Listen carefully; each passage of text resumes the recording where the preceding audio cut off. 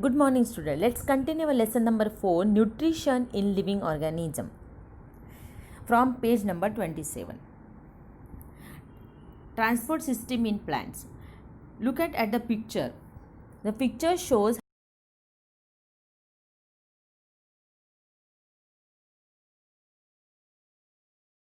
how to the tip of the plant. The blue color arrow shows the water transport system. Yes, that means that the function of there are two transport systems in plant. One is the xylem and phloem. Xylem is the water transport system that carry the minerals and water from the roots to all aerial parts of the plant, and phloem, that is the food transport system. The prepare food from the leaf, look at in the picture. The prepared food from the leaf are carried out in the different parts of the plant. The red arrow the pink arrow shows the food transport system, that is the phloem transport system. Plants do not have separate digestive system or excretory system. Now come to the next slide. That is, plants produce carbohydrates by the process of photosynthesis. Carbohydrates are made from carbon, hydrogen and oxygen. Proteins are made from carbon, hydrogen, oxygen, nitrogen. How do plants obtain the nitrogen necessary for the synthesis of proteins? Now, in this lesson, we are know that how the plants make their own food, and when they make their own food, they produce carbohydrates. Yes, that is they produce the glucose C6H12 and O6. But these carbohydrates contain carbon, hydrogen and oxygen. Proteins are made from the proteins which are used in our body and in plants are made from carbon, hydrogen, oxygen and nitrogen. Then how these nitrogen are necessary for the plants? It contains gaseous nitrogen. Air contains gaseous nitrogen.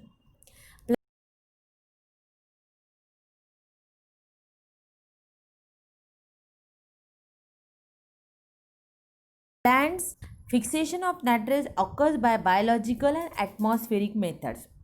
In this lesson, this atmospheric method of nitrogen fixation is excluded from your syllabus. Only we have biological fixation of nitrogen. Let's know how biological fixation nitrogen proceed. Two different types. Look at in the diagram. Some whitish color bubbles are formed on the roots of the leguminous plants. Yep, okay. Two different types of microorganisms can bring about biological nitrogen fixation. Root nodules of leguminous plants contain the rhizobium microorganism. This rhizobium microorganism carry out these biological nitrogen fixation. What he does, he absorbs atmospheric nitrogen and convert it into its nitrate, a compound. Yes, and microorganisms like Azotobacter are present in the soil.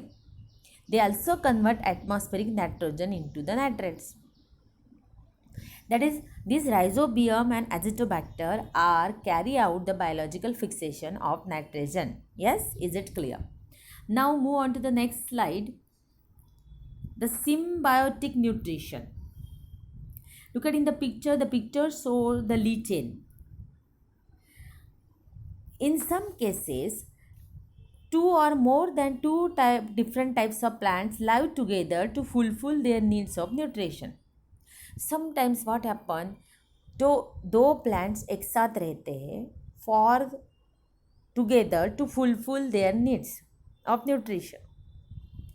Just like that, protection, support, etc. which with each other's help. This type of nutrition is called symbiotic nutrition. एक दूसरे के help के लिए जो रहते हैं, एक साथ रहते हैं, that is a symbiotic nutrition in plants. Now, some fungi grow around the roots of some other plants. Fungi are, or generally we know that they are the harmful microorganism. They grow on our bhakri and slice of bread and pickles and jam. Yes, but some fungi grow around the roots of some other plants. These plants supply nutrient to the fungi, and in return, fungi supply minerals and water to the plants, that they are helpful to each other. Some fungi and algae live together. The fungi provide water and mineral as well as shelter to algae. In return, the algae provide food to the fungi. Lichen is the best example of symbiotic between algae and a fungi. With the help of this lichen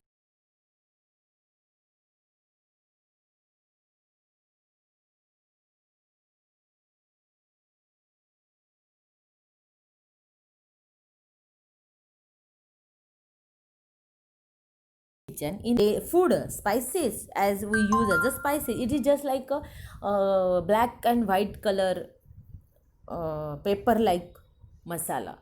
That is a lichen. These got from the lichen. Now the next slide. Heterotrophic plants.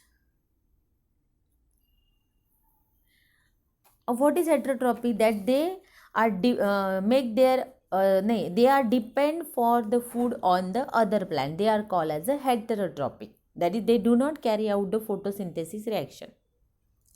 They are the heterotrophic. Best example, that is the Loranthus cuscuta, and they are the parasitic plant thriving on the host plant. That is, they depend for the food on the other plants. They are the heterotrophic plants. Now the next one is use your brain power. Answers I have given here from page number 29. Use your brain power, the three questions answer here, and also use your brain power, the last paragraphs question. Why does the pitcher plant feed on insects even though it produces food for photosynthesis?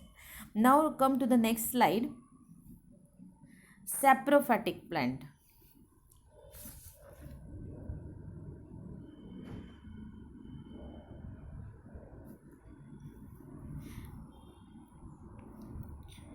Saprophytic plants, that is, plants which obtain the food from dead and decaying bodies of other organisms, are called saprophytic plants. Means they depend on their food for the decaying and dead animals, dead organisms. Various type of fungi like mushroom we eat as